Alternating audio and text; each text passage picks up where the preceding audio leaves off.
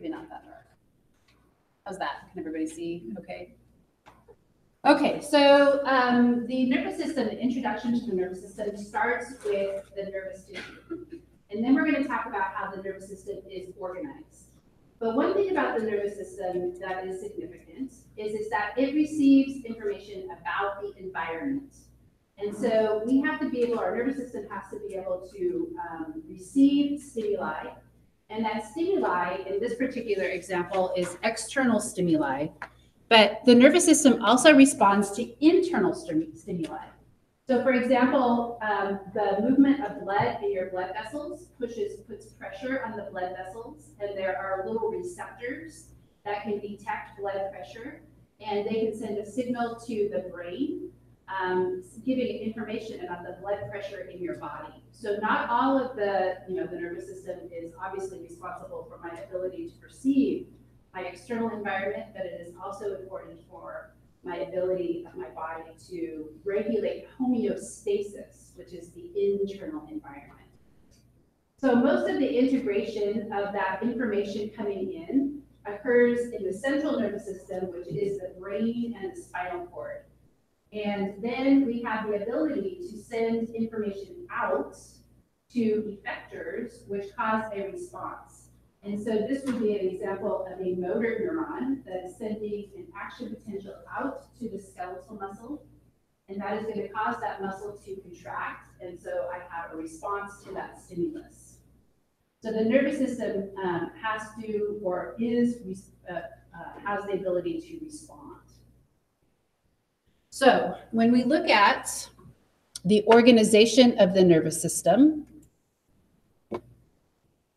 the central nervous system is the brain and the spinal cord, and I'm going to draw this out in a minute. And then the peripheral nervous system is everything that is outside of that brain and the spinal cord.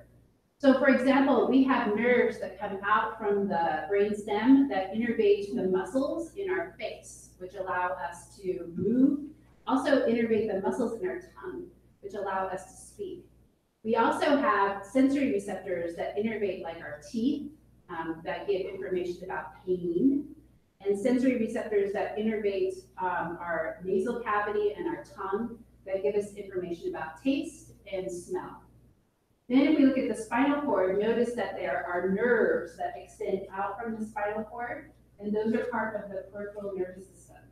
We're going to talk about the spinal cord in great detail, but one of the interesting things about the spinal cord is that it ends up here in the lumbar region of the body. And then extending down here into the low back is actually just nerves rather than the spinal cord. And so these are all the nerves that extend down. And one of the interesting things is that sometimes you can get damage or a pinched nerve, say for example from a herniated disc in your spine, your vertebrae, and it can cause pain to come down the leg. Does anybody know what this giant nerve is called right here? People are always going, oh, my pain, I have pain down to my toes. It's the sciatic nerve. So that's the sciatic nerve. And so we're going to talk about what are nerves made up of. Nerves are actually organs. And so they're not just made up of nervous tissue, but they're actually also made of connective tissue. They also have blood supply to them. So they're actually, each of the nerve is actually its own organ. So let's draw out this organization of the nervous system. And this is also in your book, but we have the central nervous system, which is abbreviated as CNS.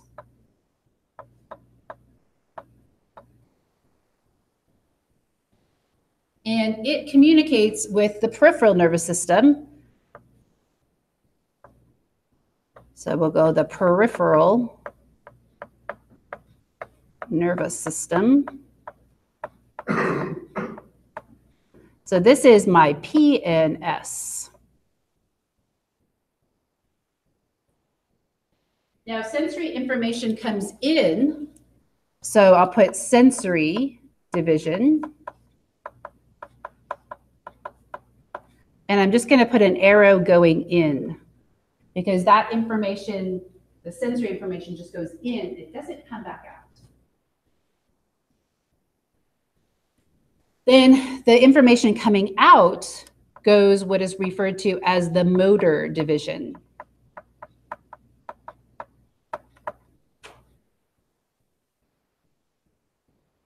So the motor division is broken down into the somatic and the autonomic.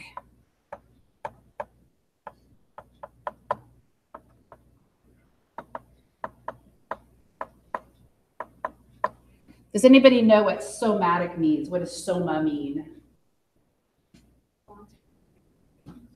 It is voluntary, but soma actually means body. And so these would be like the skeletal muscles. So this would be the skeletal muscles that we do have voluntary movement over, but it also is the skeletal muscles that just allow me to stand upright that are actually coordinated by my cerebellum, which is unconscious. And so we do have some ability, like for the ability to remain upright or to walk and to stay balanced. And I don't really have to think about the muscles, all the muscles that have to contract and relax that allow me to move. So it's not always voluntary. So sometimes it's involuntary motor coordination that we develop over our lifetime. So this would be skeletal muscles.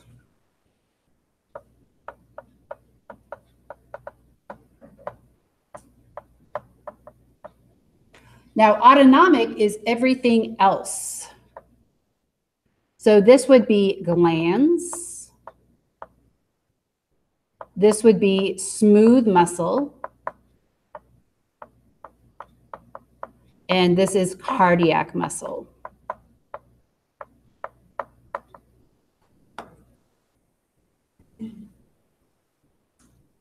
Now, there is another division where there's kind of controversy as to whether it should be put under autonomic or whether it should be its own division. And so I'll just write it off to the side here, and it is called enteric.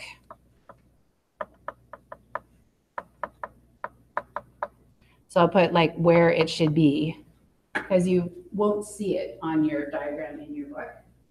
And does anybody know what does the enteric division of the peripheral nervous system, what does it control? Anybody know? Sometimes they call it your second brain. Your stomach, right? So this is your gut, right?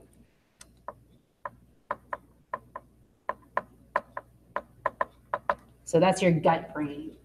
And so there's lots of, they wrote some scientists wrote a book called The Second Brain. So the enteric nervous system actually can work being completely cut off from the central nervous system.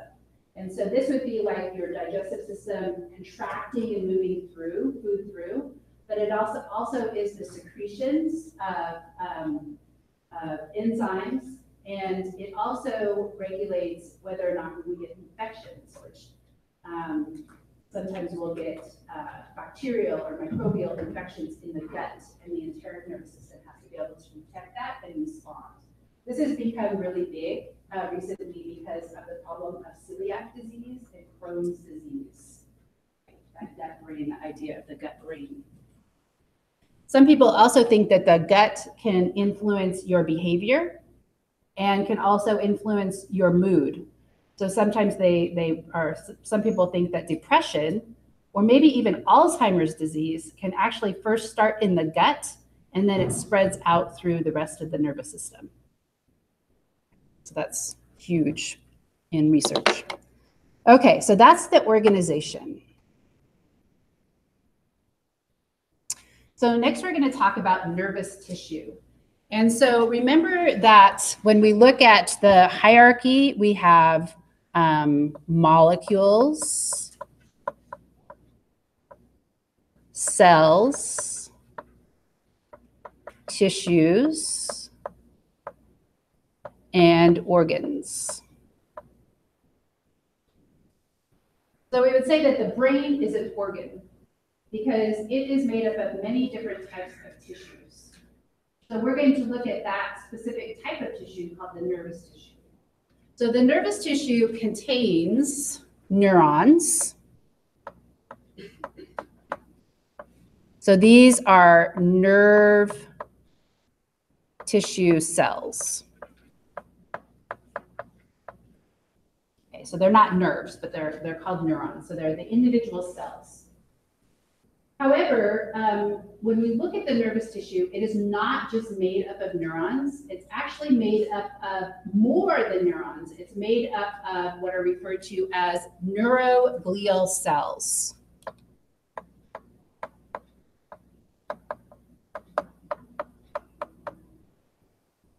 And so glial actually means glue.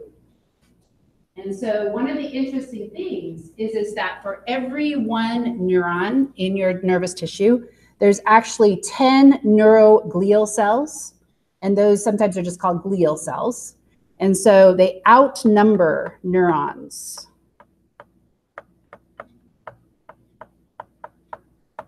Ten to 1.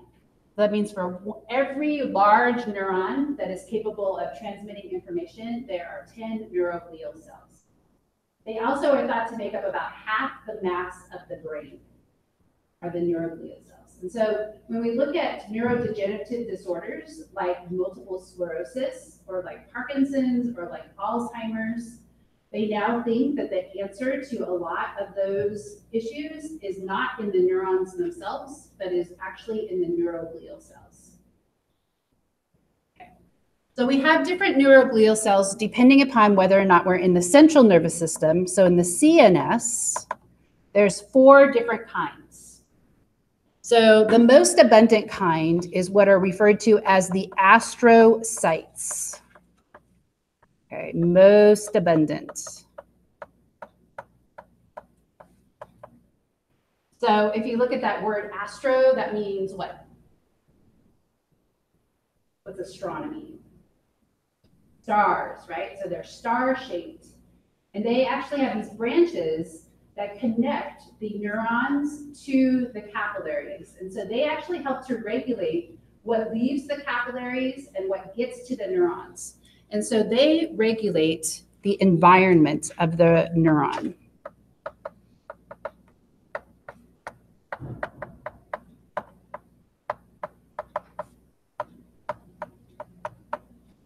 Right, so they are actually a conduit between the nutrients that are coming in via the capillaries and what the neuron actually receives. So that would be really important if you have toxins coming in and they get into the interstitial fluid around the neurons, those astrocytes would destroy that. Okay, so they would help to break down. They also tend to help to regulate the neurotransmitters that are in the fluid. So I'll put they help to break down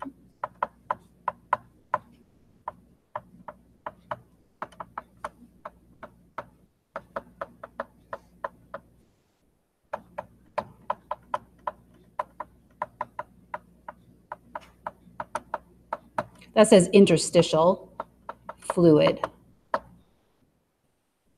So interstitial is just all the fluid that surrounds each and every cell. And the neurotransmitter is just a chemical that is produced by neurons. You want to regulate the amount of neurotransmitter that is in the neuron's environment so that it isn't overstimulated or understimulated, and it helps to break down and recycle those neurotransmitters. Okay, so let's look at a diagram of the astrocyte in your book. So you should be able to identify them by the way that they look. So if I had this picture, right, you would say, oh, well, that's an astrocyte. You can see here that this is the capillary. And look at it, has these little cytoplasmic extensions. So it actually creates a barrier between the capillary and the interstitial fluid. So that's part of the blood-brain barrier that you hear about. People say, oh, that medicine doesn't get across the blood-brain barrier, and that would be one of the reasons. Notice that the glial cell, or the astrocytes, the glial cells, are smaller than the neurons. The neurons are generally much larger. The next one that we're going to talk about are the microglial cells. So this is still in the central nervous system.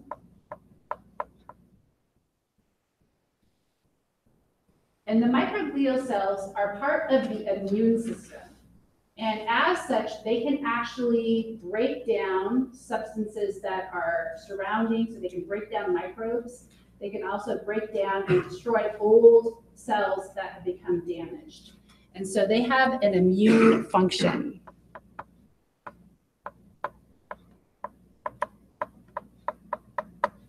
Okay, so they remove debris.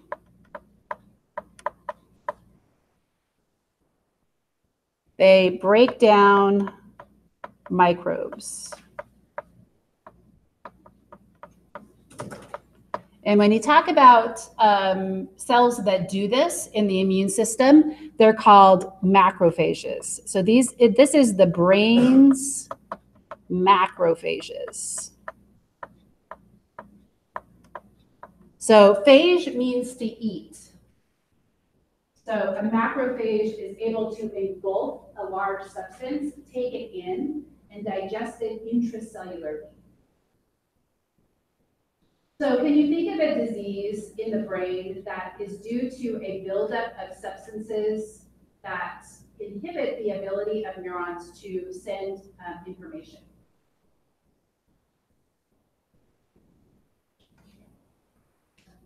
That can damage the neurons. But what is a disease that is caused by plaques that occur between cells? Does anybody know? Alzheimer's. So Alzheimer's, when we look at Alzheimer's,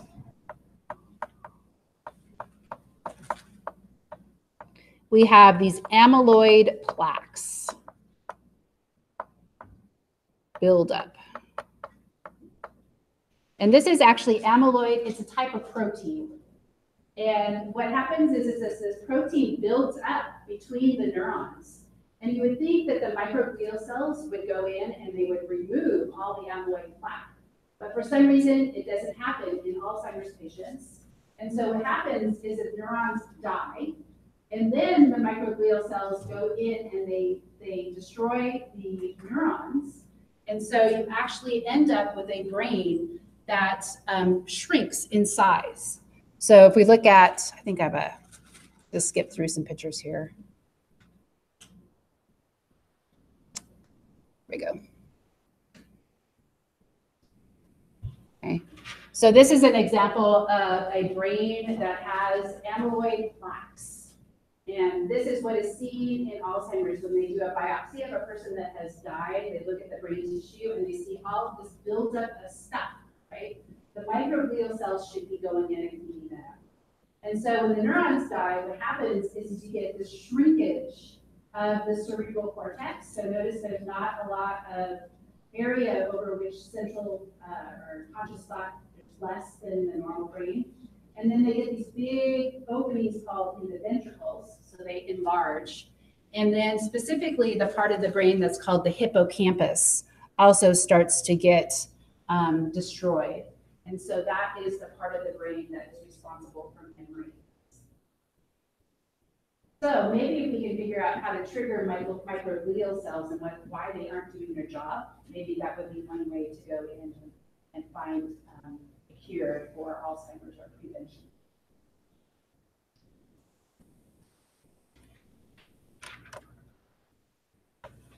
Okay, so that's two. We're also going to talk about what are called the ependymal cells. And this is kind of a hard word to say.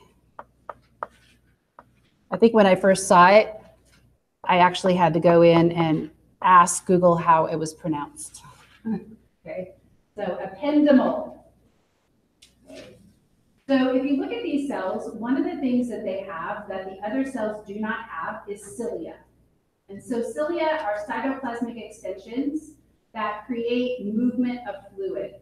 And so this actually helps in the movement of cerebrospinal fluid. So causes the circulation of cerebrospinal fluid. This is abbreviated, you'll see it abbreviated as CSF, the cerebrospinal fluid. It is also aids in its production, okay? So also aids in the production of CSF.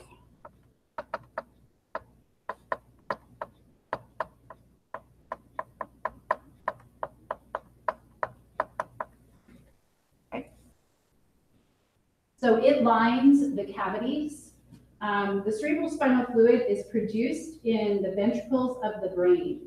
But then it has to circulate, and it actually has to circulate down through the spinal cord. So there's an open cavity in the middle of the spinal cord, and then circulate back up. And there is a kind of an alternative medicine technique, which is involved in the movement of the cerebral spinal fluid. Does anybody know what that is called? An alternative medicine like acupuncture or massage. It's not those two, but it's involved in trying to get the CSF to move. Yes. So cranial sacral therapy, or yeah. So that would be an example of moving the cerebral spinal fluid. And I actually know somebody in town here that specializes in doing it with children that have disorders that cause paralysis. Okay. So the next one is called the oligodendrocytes.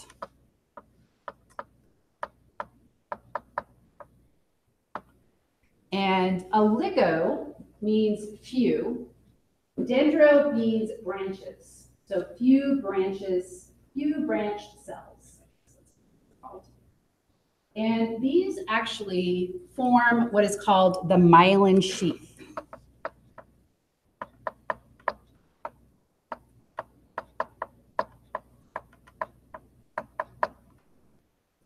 So myelin is insulation,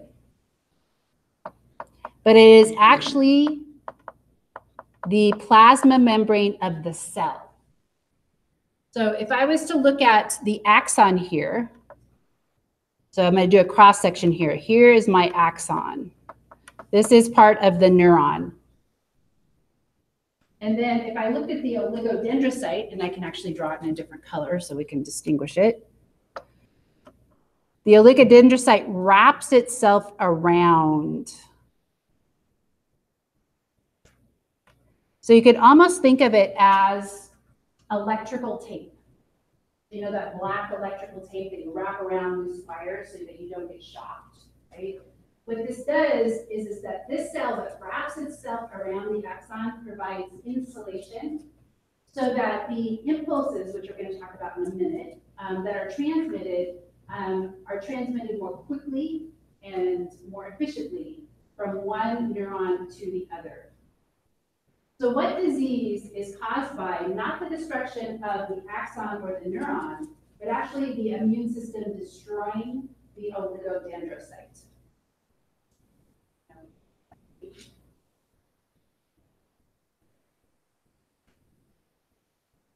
It's a disease that can eventually cause paralysis, but also has remission. So it's kind of interesting. Some people can kind of get better, and then they can have a relapse. It's an autoimmune disease.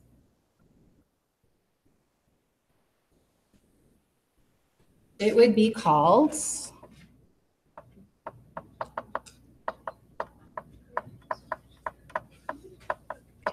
sclerosis. So what happens is that the oligodendrocyte becomes attacked, maybe by those microglial cells, right, or other immune cells. They attack it, they destroy it.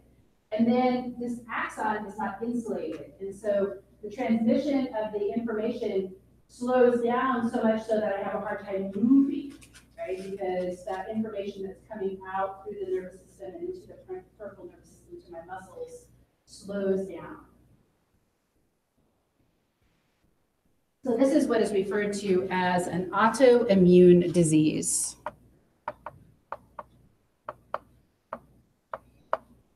And so it was actually one of the first diseases that was discovered that is due to destruction of the glial cells. So problem in the glial cells, not actually in the neurons, is what leads to this disease. So that actually tells us how important the neuroglial cells are. So in the PNS, so now we're going to talk about the peripheral nervous system. We have two cells types that are analogous. They have the same function as the cells in the central nervous system. So the first one is the Schwann cell. Okay, so this has same function as oligodendrocytes. And then we have,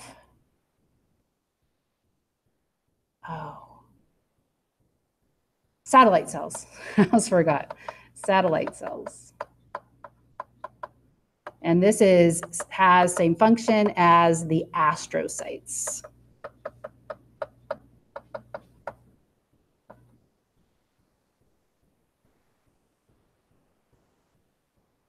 So those are only found in the peripheral nervous system, however. So if we took a look at those images from your book, okay, these are the satellite cells that surround the nucleus of the cell. And then these are the individual Schwann cells that are wrapping themselves around. And that plasma membrane of the cell is what creates the insulation.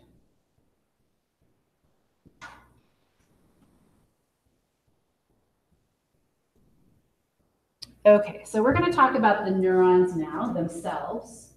So these are the nerve cells, and they consist of a cell body. And this has the nucleus and organelles. So the neuron produces a lot of protein, primarily in the form of neurotransmitters. So if we look at the cell body, it is filled with rough endoplasmic reticulum, because this is the organelle that produces the neurotransmitters. So the neurotransmitters are produced in the cell body, but they have to be transported to the end of the axon where they are secreted. Okay, so we'll talk more about that in a second. So we also have cytoplasmic extensions.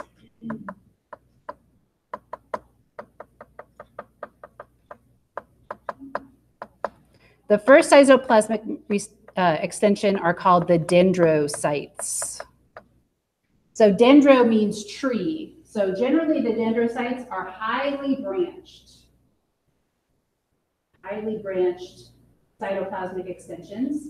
And these are what are referred to as the receptive surfaces.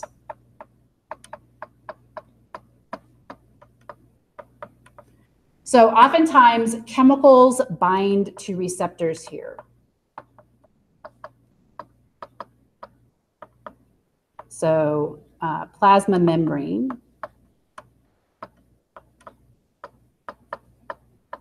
receptors.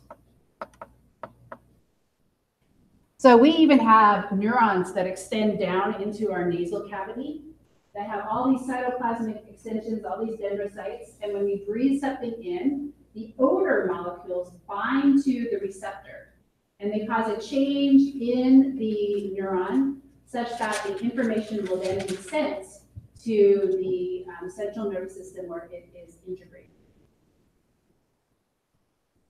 We also have the axon.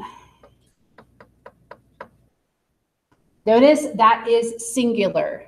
So generally, actually, in all cases, there is only one axon. I'll put only one. But there can be branches at the end of the axon, which are called the axonal terminal. Okay, so it can branch at end, and this is called the axonal terminals.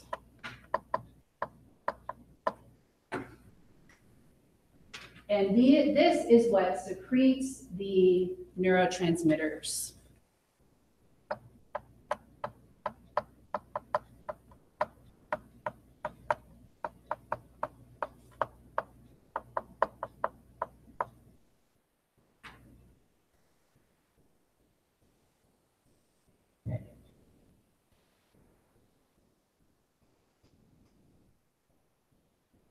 Okay, so this is actually an image of an electron microscope. So this isn't a light microscope. Electron microscopes you don't actually look into, but you create a picture of it. And so this just actually shows the surface of the cell body and then all of those dendrites that are coming out. And so this is actually the most common shape that a neuron takes, but we'll talk about some other shapes that some neurons take. But you'll notice here that this is actually the nucleus, and then these are called missile bodies, and that's actually the endoplasmic reticulum that's going to produce the neurotransmitter.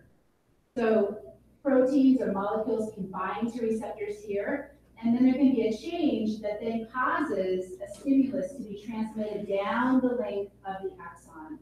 And once it reaches the terminal axonal terminals, then the neurotransmitter is released into the space between another neuron. And that space is, we'll talk about, is called the synapse. Now, substances have to move generally in two directions in the neuron. So when we talk about stuff moving, like neurotransmitters moving from the cell body out to the axonal terminals, that is what is referred to as anterograde transport. So I'll write that down. So cell body to branches, and it goes in two directions. This is anterograde transport, and this is what is called retrograde transport. So some substances actually have to go the other way. So nutrients that the cell picks up has to go back to the cell body so that it can be used for energy. Because it takes a lot of energy, it takes a lot of ATP for these neurons to do what they do. So they have to get lots of nutrients. They primarily run on glucose, and they're aerobic respiration, so they generally have, they don't have but they have mitochondria. So this transport is really interesting because what they've discovered is that there is actually a train-like track system. So we can talk about tracks. So I'll put just track-like system that helps transport substances.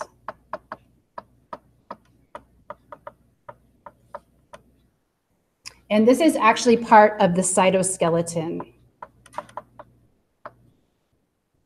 Oops. Cytoskeleton.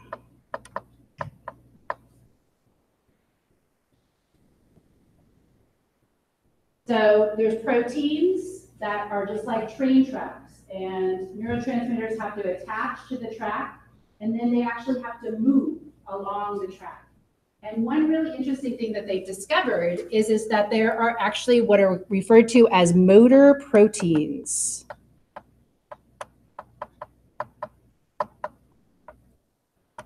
And these serve to move substances along the track.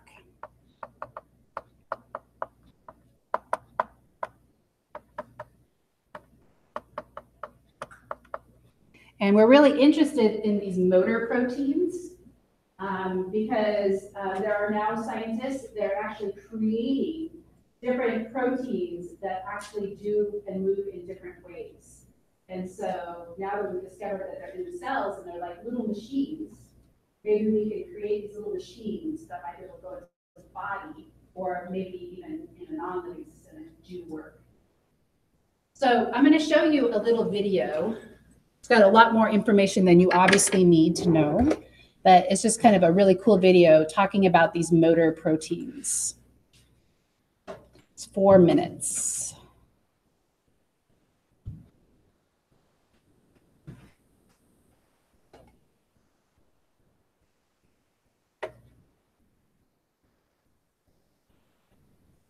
And I didn't check my volume, so I hope that this works.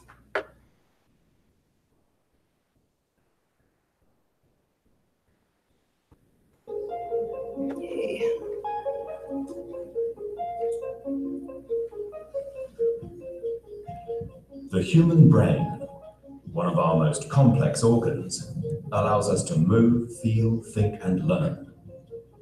Inside the brain, a dynamic network formed by billions of nerve cells processes information via electrical signals. Each neuron receives information from thousands of other neurons via multiple processes called dendrites and transmits information via a single axon. At specialized contact sites called synapses, electrical signals trigger the regulated release of neurotransmitters stored in synaptic vesicles. These chemical messengers bind and activate postsynaptic receptors, initiating a new electrical signal in the next cell.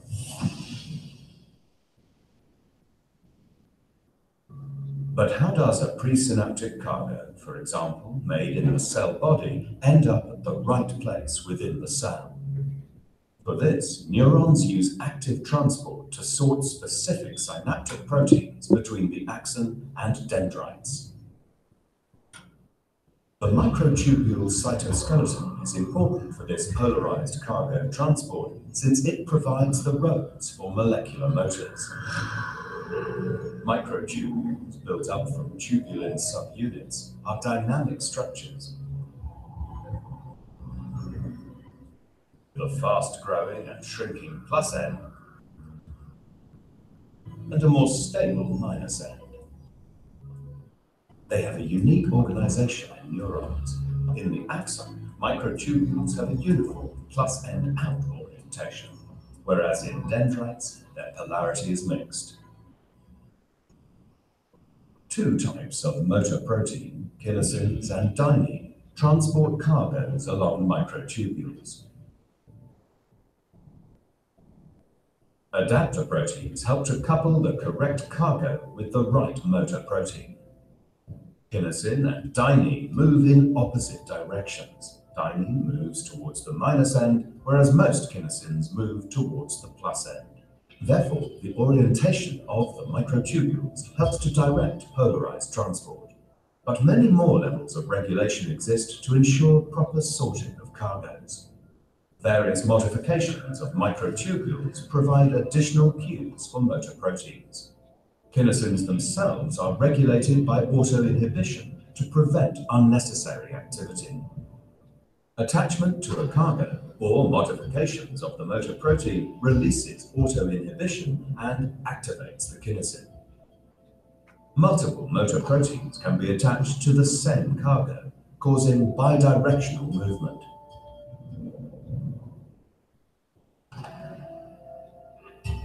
Inactivation or loss of the motor protein will cause the opposing motors to take the lead. Finally, reaching the right destination, the cargo is delivered, and in this case, released at the presynapse. Misregulation of neuronal trafficking caused by defects in the cytoskeleton organization, motor proteins, or regulators could all lead to abnormal neuronal transport, consequently resulting in synaptic dysfunction, neurodegeneration, and eventually brain diseases. Understanding the basic mechanisms of neuronal transport will ultimately help to understand and treat these neuronal diseases.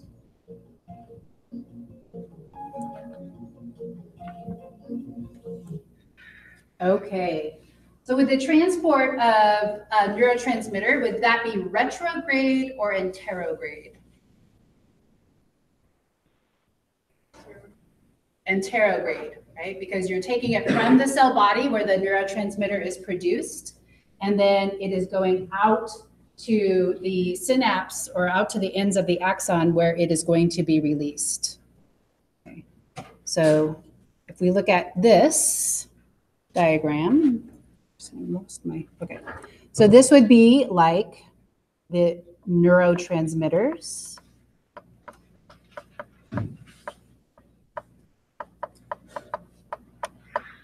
And then this would be like nutrients.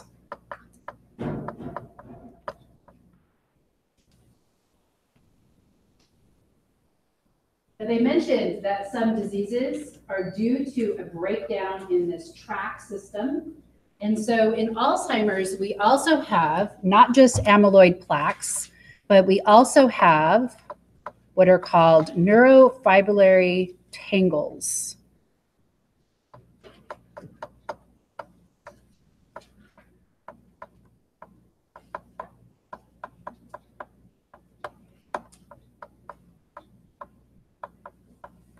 And this is due to a defect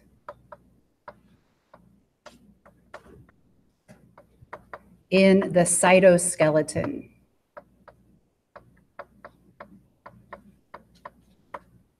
So it's believed that the cytoskeleton doesn't work, the track-like system doesn't work, and so nutrients cannot be transported to the cell body, so the cell dies. So nutrients are not transported and the cells die.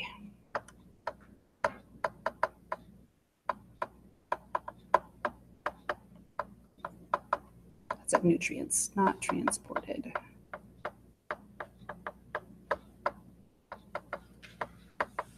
And so that's why in Alzheimer's brains, right, the brains start to shrink.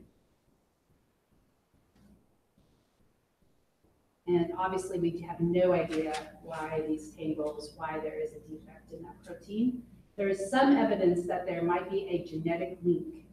So there might be a genetic component to predisposing people to getting Alzheimer's disease.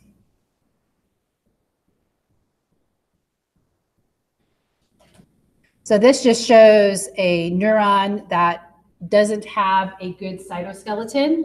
And so the protein is actually called tau. You don't need to know that, but that forms and kind of stabilizes the microtubules, the cytoskeleton.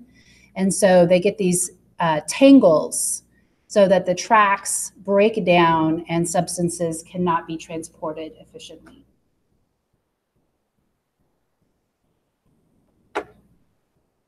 Okay, so the last thing we'll talk about is the classification of neurons. And first we'll talk about structural classification. So this would be what they look like versus how they function.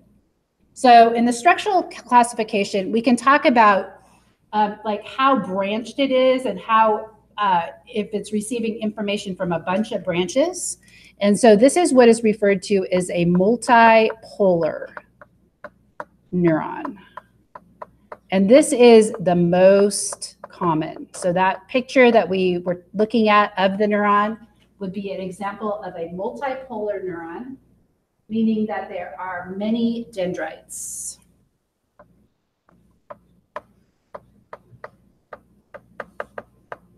And there is one central axon. And these actually extend from different sides of the cell body, right? So the axon extends out away from the cell body. We also have structurally what is called a bipolar neuron. So this is where you have a central body, but you have only one dendrite and one axon extending from the cell body.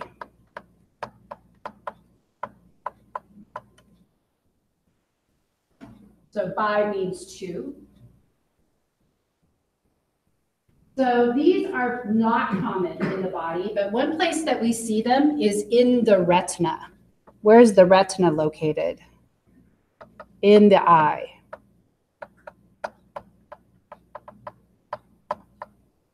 So in the eye, we have photoreceptors, and they connect to bipolar neurons, and the information is then sent via the optic nerve into the central nervous system, visual cortex. Then we have what is called the unipolar neuron, and your book makes the point that it is kind of falsely unipolar. Okay? And this is where we have one extension from the cell body.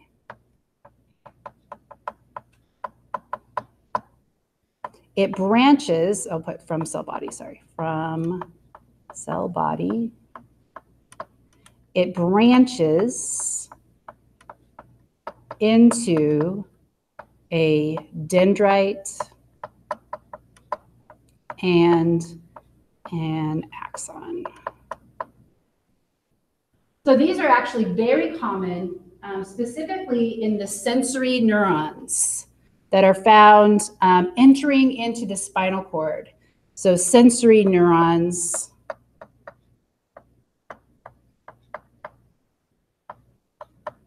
in the spinal cord are unipolar. Okay, so let's just look at a diagram of these images. So these are kind of small, but in your book they have these tables. This is my multipolar, right? That's the most common. So if we were talking about like a motor neuron that is connecting the spinal cord to the skeletal muscles, it would be multipolar.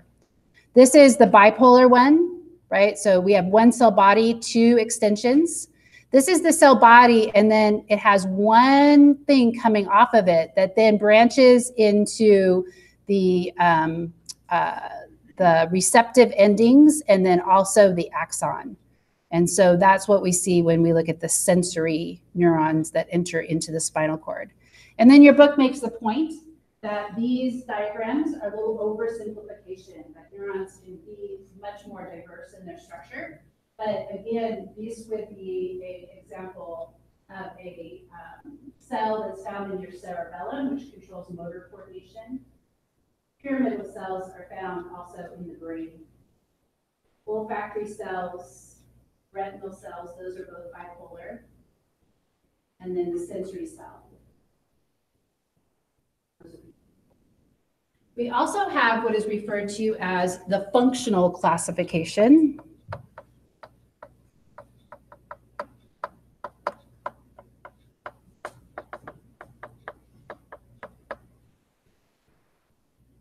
Okay, so we have what are called motor neurons.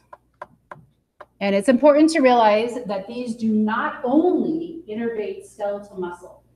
So motor neurons send information out to skeletal muscle movement, but they also send information out to glands. So it could be like out to my digestive system, out to my liver, also to smooth muscle. So motor neurons innervate smooth muscle and cause blood vessels to constrict. So this is information, these are sometimes referred to as effectors. So if you kind of review your homeostasis, remember these cause a response. Then we have the sensory neurons. Right? These receive stimuli and transmit it into the central nervous system, and these are called the effectors because they're receiving the sensory information. And then we oftentimes have in our spinal cord, in our brain, what are referred to as interneurons. And these communicate between motor and sensory. Right, so this is integration. I'll just put integrators. So for example, we'll talk about reflexes, somatic reflexes, like the knee-jerk reflex. Right, sensory information goes in, it is integrated by the spinal cord, interneurons, and then it sends a signal back out. So if you tap my patella, that's the stimulus, comes into my spinal cord, it is transferred to an interneuron, and then it goes right back out and causes my knee to flex, or actually my knee to extend. And so that would be the motor neuron.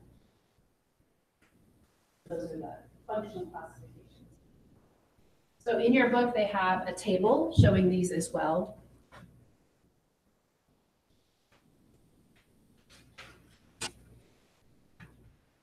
So notice from the skin, for example, information comes into the spinal cord. This would be that unipolar neuron, right? And then integration, these are such tiny little pictures, sorry. This integration, that green little neuron right there is the integration between sensory and motor. Okay, so we'll stop there for today. And so we're going to talk about what this action potential is on Wednesday and how it is generated. So you might want to look at your book just to help acclimate you to some of the verbiage. Maybe look at the pictures. And again, try to go into mastering to see if you can access the ebook and the assignment.